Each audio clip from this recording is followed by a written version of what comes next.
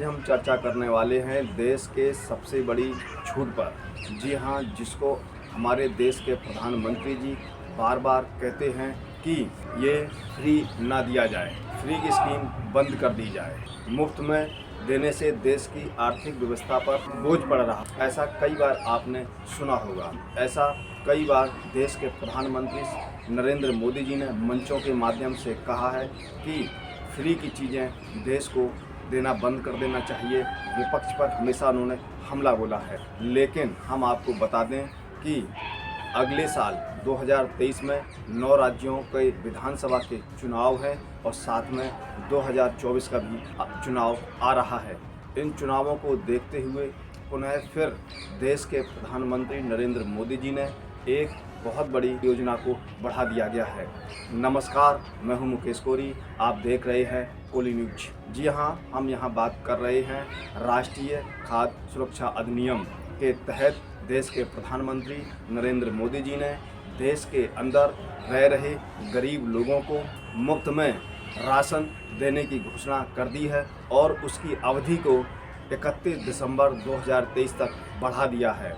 और ऐसा उन्होंने कहा है कि देश के गरीबों को पेट पालने के लिए उस योजना को दिया गया है, लेकिन इसके अंदर राजनीतिक महत्व छिपा हुआ है। इसके अंदर राजनीतिक कुर्सी की लोभ लालच छिपी हुई है। जी हाँ, कि 2023 में भारत के अंदर 9 विधानसभा राज्यों में चुनाव होने हैं। उन चुनावों को देखते हुए वहाँ पर वोट हासिल करने के लिए ये केंद्र की योजना है, मुफ्त में दी गई फ्री योजना है और इससे सरकार को कोई नुकसान नहीं होगा। लेकिन चुनावों के समय में विपक्ष के नेताओं के द्वारा दिए गई फ्री की योजनाओं से सरकार को बहुत बड़ी नुकसान होता है और वो मंच के माध्यम से विपक्ष पर हमलावर होते रहते हैं।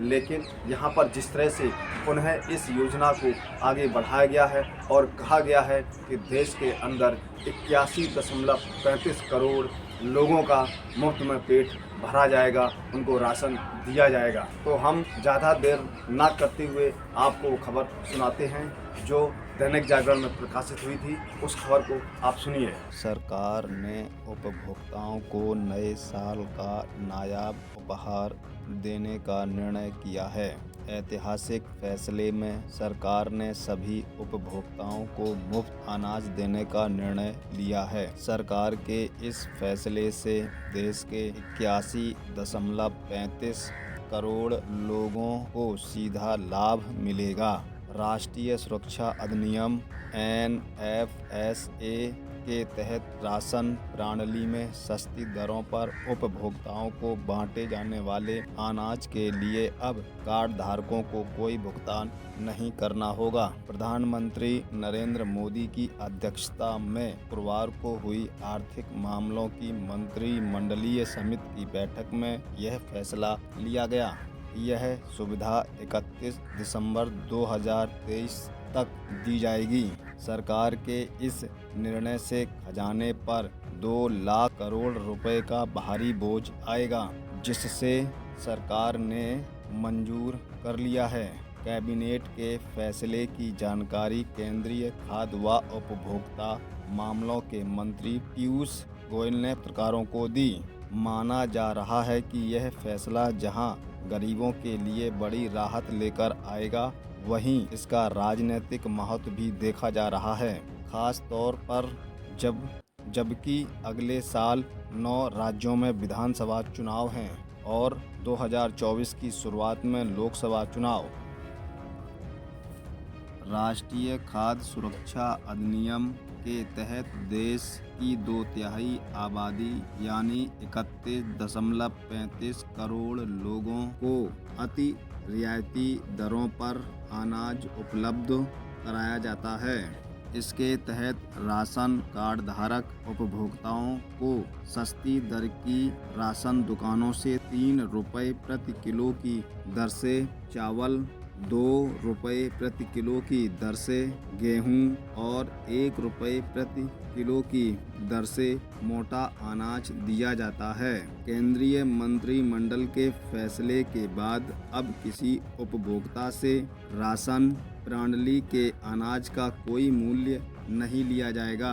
राष्ट्रीय खाद्य सुरक्षा अधिनियम के तहत प्रत्येक सामान्य उपभोक्ता को हर महीने 5 किलो की दर से अनाज बांटा जाता है। अंत्योदय वर्ग के उपभोक्ताओं को अनाज की यह मात्रा 7 किलो प्रति व्यक्ति होती है, यानी एक सामान्य परिवार को 25 किलो और अंत्योदय वर्ग के परिवार को 35 किलो अनाज हर महीने दिया जाता है। सरकार ने 2 खाद्य योजनाओं को मिलाकर एक कर दिया। कोरोना के दौरान लोगों की खाद्य सुरक्षा के मद्देनजर सरकार पिछले 28 महीने से प्रधानमंत्री गरीब कल्याण अन्न योजना PMGKAY के तहत सभी कार्ड धारकों को NFSA में मिलने वाले अनाज के अतिरिक्त हर महीने 5 किलो अनाज मुफ्त दे रही थी। इसकी अंतिम तिथि 31 दिसंबर 2022 थी। इसके समाप्त होने से पहले ही सरकार ने उपभोक्ताओं के लिए पूरे 1 साल का तोहफा घोषित कर दिया है। पीयूष गोयल ने कहा कि 2 योजनाओं की जगह अब इसे एक कर दिया गया है। राशन प्रणाली पर बांटे जाने वाले अनाज पर कुल सब्सिडी तकरीबन 2 लाख करोड़ रुपए आने का अनुमान है, जिसे केंद्र सरकार वहन करेगी। यह भी ध्यान रहे कि फिर से कोरोना की आशंका जताई जा रही है, उसके पहले ही सरकार ने बड़ा ऐलान कर दिया है। तो यहाँ पर सरकार ने जो योजना को लागू किया है, लेकिन यहाँ पर सिर्फ पेट पालने की बात की गई है। परिवार का तन कैसे ढकेगा, कपड़े कैसे वो लेगा, अपने शरीर को इस वातावरण में कैसे ढकेगा, इस पर कोई चर्चा नहीं होती। अगर उस परिवार के अंदर कोई भी व्यक्ति बीमार हो जाता है तो उसका इलाज कैसे होगा, इलाज का खर्चा कहाँ से आएगा, इस पर सरकार कभी योजना नहीं बनाती, इस पर सरकार कभी चर्चा और बहस नहीं करती। अगर उस परिवार के अंदर बच्चे हैं, उन बच्चों को शिक्षा कैसे मिलेगी, अगर वो शिक्षा देने के लिए स्कूल बच्चे का एडमिशन कराएगा तो निश्चित है फीस लगेगी, निश्चित है किताबें भी लेनी पड़ेंगी, बैग भी लेनी पड़ेगी, स्कूल की ड्रेस भी बनवानी पड़ेगी। तो ऐसे तमाम शिक्षा में होने वाले खर्चों का व्यय खर्चा कहाँ से आएगा, इस पर सरकार कभी चर्चा नहीं करती। और जिस तरह से सरकार ने कहा था कि वो देश के अंदर से गरीबी को मिटाएंगे, लेकिन यहाँ पर देखने को मिल रहा है कि देश के अंदर गरीबी आसमान को छू रही है, लेकिन गरीब नीचे दबता जा रहा है।